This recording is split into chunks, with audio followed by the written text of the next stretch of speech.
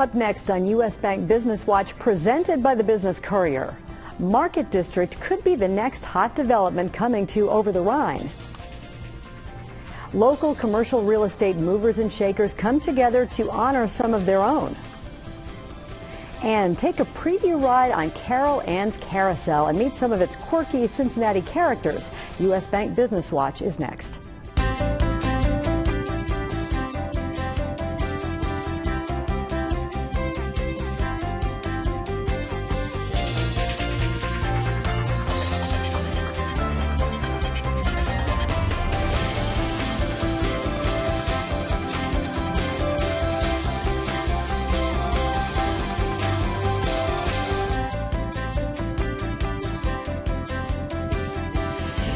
Good morning and welcome to U.S. Bank Business Watch. On the Business Courier front page centerpiece this morning, the next step in the revitalization of Over the Rhine. While most would say OTR's development south of Liberty Street is a clear success, the area north of Liberty, anchored by Findlay Market, still holds a reputation as seedy and unsafe.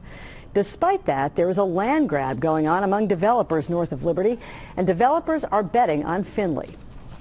A handful of them are pouring tens of millions of dollars into this area, betting that people want to live in a vibrant market district.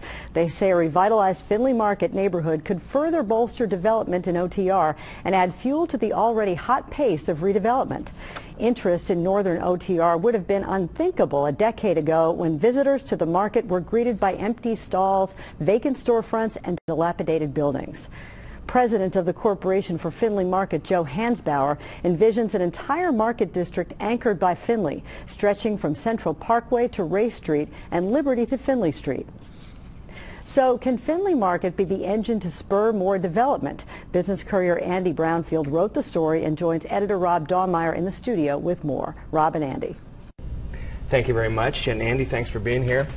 So great story, by the way, that you have in this week's paper about the area of Over the Rhine north of Liberty. And really, we should tell everybody that Liberty Street, for those of you who don't get down into the core very often, really is a kind of a big dividing line between all of the redevelopment that's happening with 3CDC and then north of Liberty, which is what you focus on in this story. How realistic is it to think that the part of Over the Rhine around Findlay Market north of Liberty can actually sort of see the same kind of revitalization that the southern part of Over the Rhine has? Well, the developers I talked to admit that they're taking a risk, but they've told me that they're not building for the Findlay Market area as it exists now, but they are building for the Over the Rhine of the future. And that's going to include things like an expanded market district, a lot more urban housing, and just tens of millions of dollars being poured into that district. So let's talk more about Findlay Market. Washington Park has been played a big role in why Over the Rhine south, near Music Hall, has been revitalized. Findlay Market obviously could be the same kind of anchor in the area you're talking about. What is Findlay trying to do to attract more customers itself? And by the way, how many people even go to Findlay?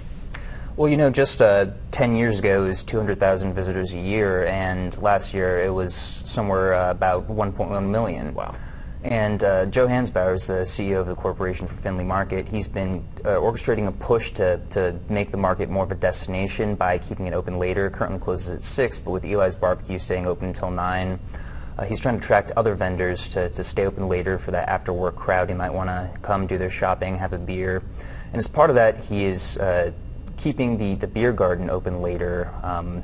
They're doing a Findlay After 5 event. They did that in 2014, and they're expanding the days now from, instead of just Fridays, to throughout the weekend and maybe some weekdays too. Oh, wow. So how big of a role is the streetcar theoretically going to play in all this? As most people know, the streetcar is going to wind all the way from the banks where the stadiums are, all the way up through downtown into Over the Rhine and into northern Over the Rhine. How big of a deal are the developers that are putting money into this area saying that the streetcar could be? Well, everyone I've talked to said it's actually a huge deal, that they don't want to be anywhere more than half a block away from the streetcar line. And those buildings that are that distance from the streetcar are just being snapped up like hotcakes. Yeah, and we should probably see more of that soon, I guess. So I'm sure you'll have a lot more to say on north of Liberty, as we call it. We should probably come up with a cool no lie or something like that, but we'll save that for New York City. Anyway, thanks very much for being here. Thanks for having me. And back to you. All right, great story. Thanks, Rob and Andy. A local couple is opening a new store that's focused on items to help you cook all the good things you can buy at Findlay Market. Karen and Brad Hughes say they'll open Artichoke, an 800-square-foot kitchenware store with a demonstration kitchen. It's located on Findlay Street, backing up to one of the market's parking lots. But you can buy every kind of food on earth here, but you can't buy a single thing to cook it with. And so as a result of that, we decided that this really was just the perfect place. Brad Hughes works as an engineer at pharmaceutical firm AstraZeneca in Westchester, and his wife Karen is a retired University of Cincinnati design professor. The Hughes say it's their love of food and cooking that inspired the idea for the store, which is expected to open next year. Mayor John Cranley has vetoed a proposal to set up a parking permit program for residents of Over the Rhine. This is Cranley's first veto as mayor. The proposal would have set aside 450 on-street parking spaces south of Liberty Street for residents. Another 150 would have been set aside as flex spaces that could be used by anyone but were theoretically aimed at restaurant and bar workers. Supporters say the parking program is needed because visitors to the neighborhood increasingly take up the available spaces, leaving few for those without access or the income to pay for garage parking off the street. The University of Cincinnati will launch a research program to combat an aggressive type of brain cancer thanks to a $3 million donation. The foundation that made the grant honors the memory of Harold Huffman and his late wife Anna. Mr. Huffman is the former president of Hamilton Tool. UC researchers are looking for new treatments for glioblastoma, a brain tumor that is often resistant to standard therapy. The donation will pay for a scientist in an endowed chair position and create a research fund. The nation's first faith-based startup accelerator recently debuted its first class of startups at Ocean Demo Day at Crossroads Church in Oakley. The Demo Day happened in the middle of the 6-month program after the 10 companies completed the education portion. Each of our companies is at a different stage, and what's next for them after Demo Day is to come back into the accelerator and let us debrief and figure out the best way to support them. Our companies will graduate at the end of June, and we will be opening up the application process in August. So we're looking forward to getting a new class in here for 2016. The startup pitches included a service that matches users looking for a home with the perfect house. Kenwood Collection has lured its first new-to-the-market retailer. Mitchell Gold and Bob Williams is a high-end furniture store and accessories store. It plans to open one of its signature stores at the mixed-use development in Kenwood off of I-71. It would be its first location in Ohio, Kentucky, or Indiana. The store is expected to open next year. Economic Development Agency Ready Cincinnati recently handed out 5 awards to the region's top business development projects at the Business Courier's Commercial Real Estate Developers Power Breakfast. The annual Growth Awards recognize projects that attract and retain businesses, jobs, and capital investments. The keynote speaker was CEO of Steiner & Associates, Yaromir Steiner, who provided an update on his company's $350 million Liberty Center, the retail office residential project being built in Butler County.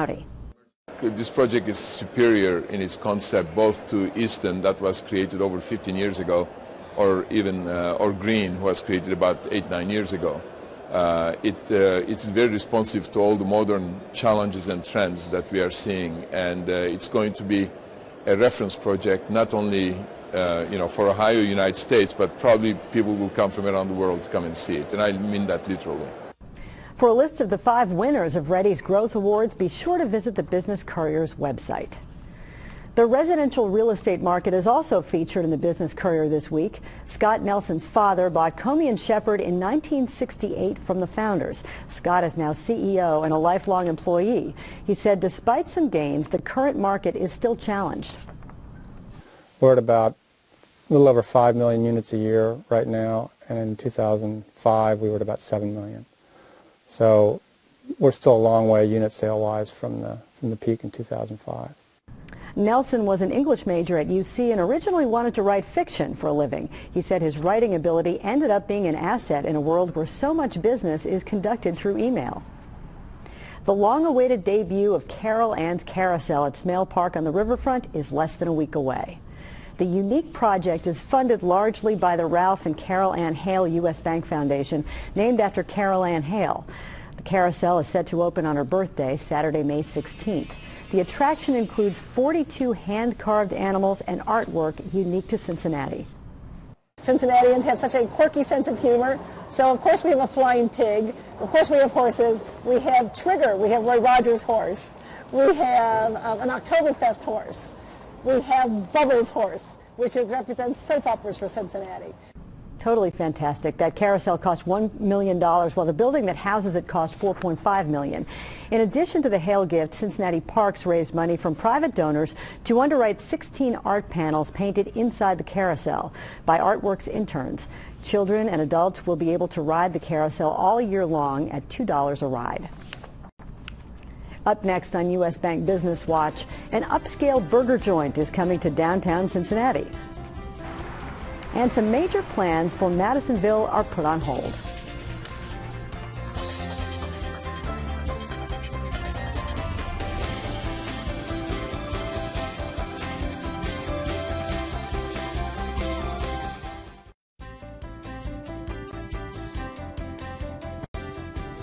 Some news now that's getting a lot of attention on the Business Courier website and social media sites. Brew Burger Bar could be coming to the old Cadillac Ranch space on the southwest corner of 6th and Walnut Streets downtown. The gourmet burger concept is run by the same company that operates Moorline Lager House.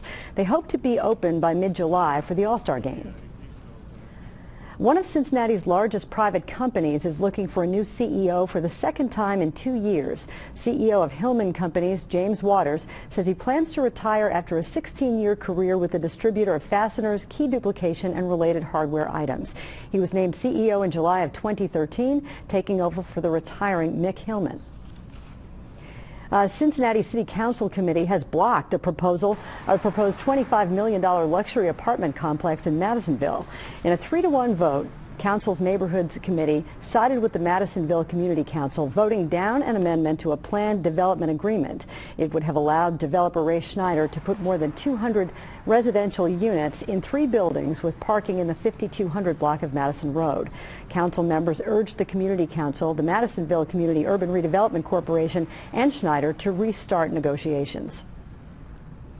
A construction management and real estate company is developing more than 35 acres of land along Interstate 75 in Monroe. Cincinnati Commercial Contracting could start work as early as this year.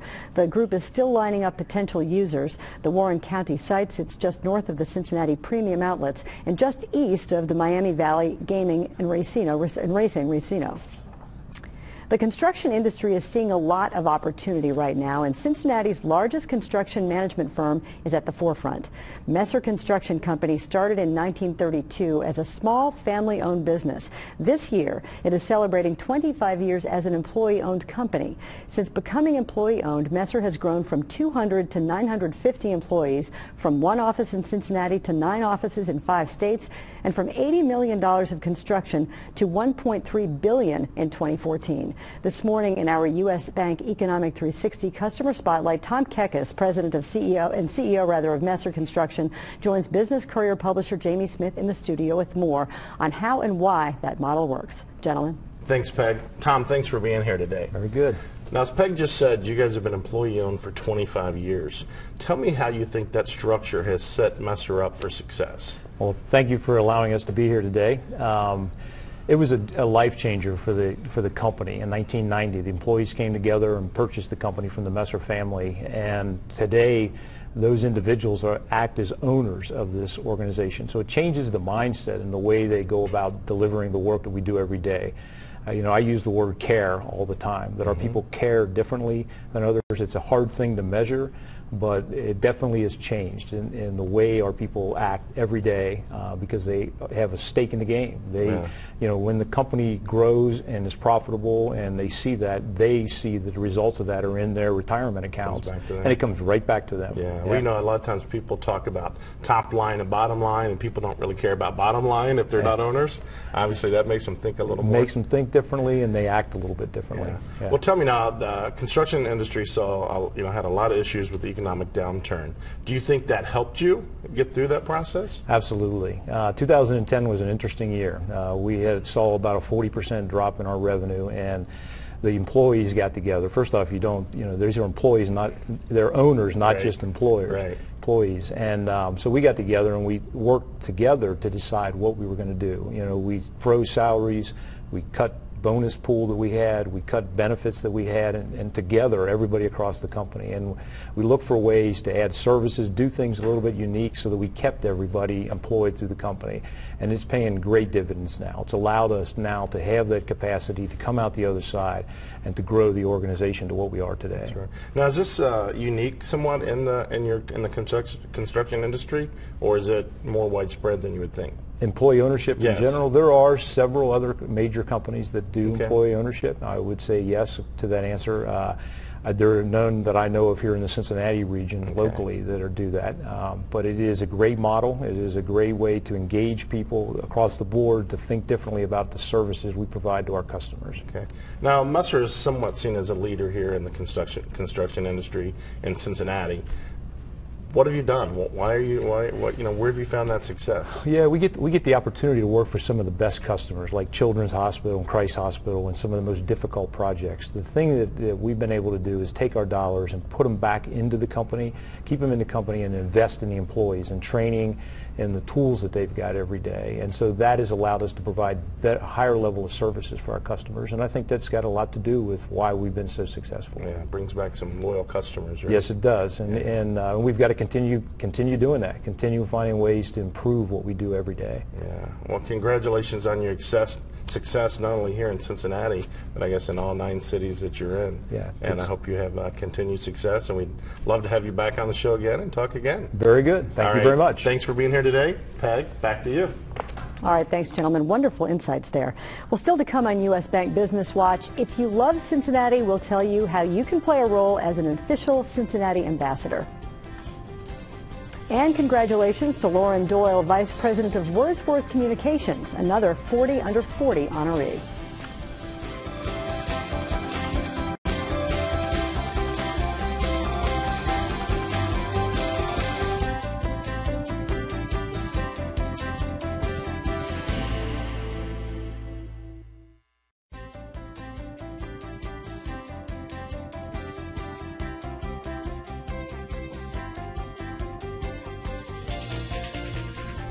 In this morning's Business Insight, our entire community is getting ready to show off the city for the July 14th All-Star Game. But it's not just the Reds and the city doing the prep work. All of us can play a role. The Cincinnati USA Convention and Visitors Bureau has launched the Certified Tourism Ambassador Program. Frontline hospitality employees and volunteers are training to become certified tourism ambassadors. More than 24 million visitors travel to our region each year, and the goal is to turn every visitor encounter into a positive experience. Joining us this morning to talk about the program is Randy Adam, Marketing Director for the Convention and Visitors Bureau. She's with Business Courier publisher Jamie Smith in the studio. Jamie and Randy. Thanks, Peg. Randy, thanks for being here today. Thank you. We're all excited about these games coming to town. So tell me how this program works and what are the requirements to be an ambassador? What are the obligations once you sign up to be one? Sure. The Cincy USA Tourism Ambassador Program is part of a national certification program, but it's been customized for us here in Cincinnati. So you start out by registering online. And once you register, you will receive your pre-class reading binder. So this binder has extensive information about the tourism industry, about our region's history, our culture, our uniqueness, and then tips and tricks for exceeding customer expectations. So once you've read the binder, you'll attend a class. And the class is about 4 hours, and it's really fun and interactive. For instance, we talk about all the attractions and hidden gems in every corner of the region, and then how to put those into an itinerary for a guest. Then at the end of the class, there is an exam. Don't worry, it's an open book test. And then once you pass the exam, you become a certified tourism ambassador. You can use the initials CTA after your name, but you can also receive this pin. And we hope to have several people, hundreds, thousands of people wearing this pin throughout the region in the upcoming months. How's the response been so far? Are people getting excited about it, or? Yes, they are getting excited. We had our first 3 classes just last week, and we have more than 350 people already signed up for the classes. We're hoping we can reach 500 by the All-Star Game, but it's important to note this doesn't end at the All-Star Game. The program continues on throughout the year, throughout next year. So my next question was, what's the impact of a program like this on the city? So you kind of answered that. It's not just this 1 week. Right. Customer service is a point of differentiation, whether it's a visitor choosing a destination for weekend getaway or convention planner. So We already excel at customer service. We saw it on full display during the World Choir Games, absolutely. and we know we'll shine during the All-Star Game. But we have tens of thousands of visitors every single day in Cincinnati, and those are a lot of chances to get it right and show them how proud we are of our destination and speak positively about it. So this program helps instill those values, and because CTA is nationally recognized, a lot of meeting planners look for CTA destinations. Okay. It indicates that they invest in customer service and they want their front lines to treat customers right. Right, so you said you're looking for a total of about 500. That means there's still opportunity for people to sign up, right? There are. There are several classes coming up in the next few months, and you can register for them on our website at cincyusa.com/CTA. Excellent. I think we're going to have a full screen that has that information on there, Right. so that way viewers can do that. Okay. It sounds like a great idea. I mean, I serve on the board of I serve on a lot of boards, but I serve on the Flying Pig board. So Right. this past weekend, it's amazing the number of people that come, not only for that little bit of a race, but they come for the community. They want to see more Right. than what they're coming for. So I'm sure that's going to be with the games. There's not going to be a lot of people that can get into that game, Right. but they can see other things around our city. And that's really important to us. We want them to have ideas of other things that they can experience in Cincinnati. If they're here just for an event, we want to tell them about the whole region, and that's Great. important to thank them. Great. Well, thank you for being here, and I look forward to hearing more about the program. All right, thank you. All right. Peg, back to you. All right, thank you, Jamie and Randy. Well, thank you this morning for joining us for U.S. Bank Business Watch. We'll be back next Sunday and every Sunday morning at 6:30 here on Local 12 and at 10 a.m. on the CW. For more business news all week long, visit the Business Courier online and sign up for daily emails and follow on Twitter and Facebook. Our address is cincinnatibusinesscourier.com. I'm Peg Rasconi. Have a great Sunday.